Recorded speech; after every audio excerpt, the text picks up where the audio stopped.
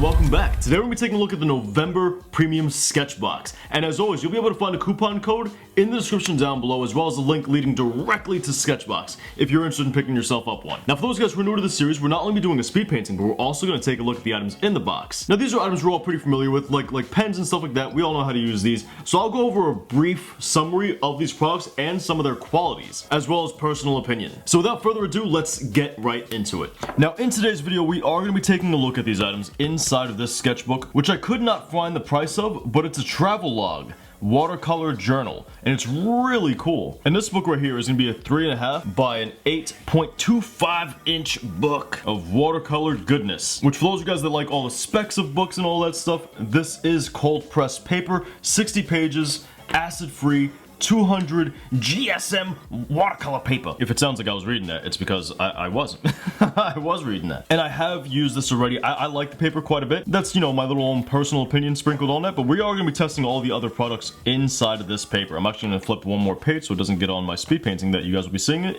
soon in the future. So here we have some Dr. P.H. Martin's Hydrus Fine Art Watercolor. And not only that, it comes with this eyedropper that you can kind of disperse how much you want, if that's where you want to use it. And we're actually going to use that in conjunction with the Princeton Velvet Touch Filbert brush. I should also mention, before we continue, that they included a kind of test package here full of a bunch of different colors. As you can see, I already did use this, and these colors were brilliant.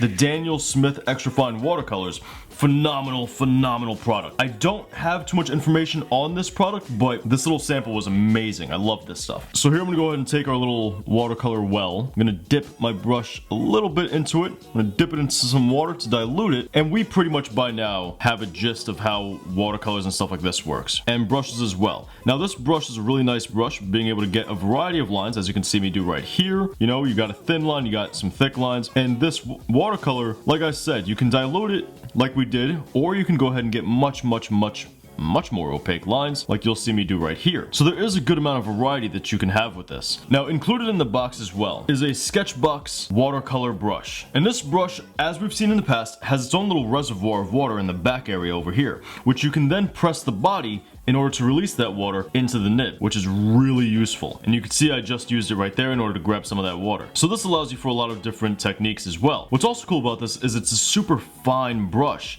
so you can go in and get a lot of details pretty easily, as well as thin lines, as you're seeing me do now. Now for watercolors in general, for those guys who might be a little bit new to it, you can go ahead and take some water like so, and go whoa all over the page, and that will allow you to kind of let your watercolors flow a little more freely in that area, right? We have a straight line. I'll demonstrate again. You got a straight line like this, and then bam, it hits that water and then starts going wherever it wants to. Or you can dab like so and allow the watercolors to do its own thing. Obviously, the more water you add, you know, the different kind of effects you're going to get, or the less water you add, the less effect you're going to get. It all varies based on how much water you decide to add. And these over here are going to work in very much the same way, because this all is watercolor. They're all just different colors. So these are going to react in much the same way. But just to show you guys like the quality of this stuff, here, let's go ahead and take some. Now I might still have some green on this brush over here, so apologies if that shows up. But look at how beautiful that permanent alizarin crimson is. That is beautiful. Love it. Absolutely love it. And because I have the capability in order to squeeze more water out of this, I can go ahead and take a darker area and make it a little bit lighter. Whoop, that was a little bit too much water. Which, remember, if you ever put too much water, you can always grab a napkin and dab that off of there. You can always suck it right up. Good. Here, let's try out another color. Let's try like a blue or something, right? A great thing to mention is because this is watercolor, you can very easily clean it with water. Who would have thought? Unlike oil paints where you may need to use like turpenoid and stuff like that, and like solvents of some kind, this stuff cleans really easily. And look at that. Like, look at how beautiful that is. That's amazing stuff. That's amazing stuff. Now, obviously, you can shade based on how much water you add, right? So let's say we grab some of this blue. This doesn't have much water. Look at how dark that is. We add some water to it. Look at how light that is in comparison. So you can shade that way. You can also layer your watercolors on top of one another. If you happen to have black like we do over here, I'll go ahead and I'll pick some of that up, and you can layer that too. Now, I'm not really a fan with shading with black. I like to shade, you know, with more colorful things, and this way it kind of brings your shadows to light. But that's just me. That's personal preference, so you don't have to do that. Now, moving on in the box, because we did pretty much take a look at the bulk of of what came in this month's box, which is amazing supplies, we have something else that really is the unsung hero of this box, and that's this Castel Echo Pigment waterproof outliner. Now this is a 0.6, so it is a pretty good line, as you can see, and you have the standard with this pen. You can cross hatch, you can stipple, you can do all of that stuff with this pen as you would with any other pen. But what's great about it is it's waterproof, so we can go ahead and draw any sort of line, we can draw any sort of picture. We're gonna name this guy Roberto. That's gonna be his name. And look at him, he's a happy dude, right? He's happy because he's about to go swimming. Can we give him like floaties? Let's do that. Let's give him floaties. Hold up. He's got elbow floaties. Let me know down below in the comments. Do you like this character? There you go. He's about to go swimming, okay? So he grabs some blue because he's about to go swimming, and it goes right over, no problem. It doesn't mess with the ink, nothing happens. So you're able to maintain your outlines even with watercolor on top of them, which is really useful. So that's certainly a plus. If you're doing a lot of watercolor work and you like to outline, this is a must-have. A waterproof outliner is a must. I highly recommend all this stuff. I know I'm certainly gonna be using this Filbert Princeton brush. I don't do a lot of watercolors, but I'll probably even use it for oil paint. If you pick up one of these boxes, I'm sure Sketchbox would love to see it. I know I would. So be sure to tag us over on Instagram. But now that we've done a basic review of all of these products, you know, like this palette, this watercolor well, as well as the brushes and pen, how about we hop into the speed painting and I show you guys what I did using these products.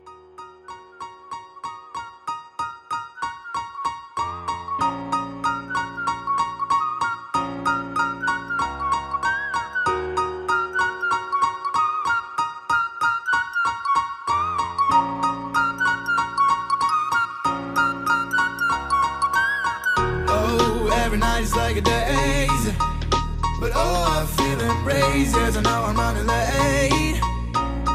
Let's wait just one more day. I know I'm running away from moments. What am I becoming? I guess something's broken.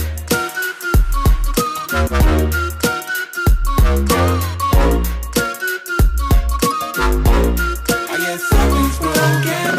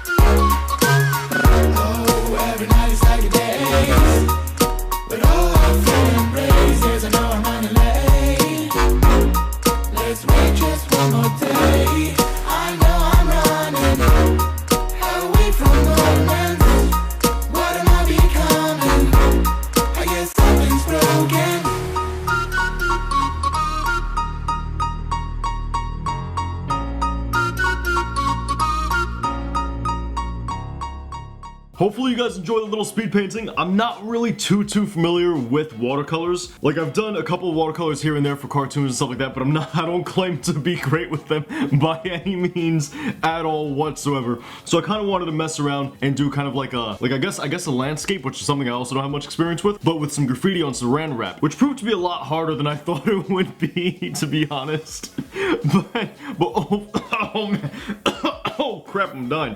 But overall, I like the image. The image came out, I think, pretty cool. So if you guys enjoyed this speed painting, be sure to go crazy on that like button. And for those of you guys who are new here, feel free to subscribe. We come out with weekly art content. Don't forget you can check out Sketchbox in the description down below, and I got the coupon code down there, so you can just copy and paste it when you place your order. But with all that said, be sure to check out one of our older videos up here at the top, and over here you'll find someone else's video here on YouTube. Anyway, I'll catch you guys next time, but until then, peace.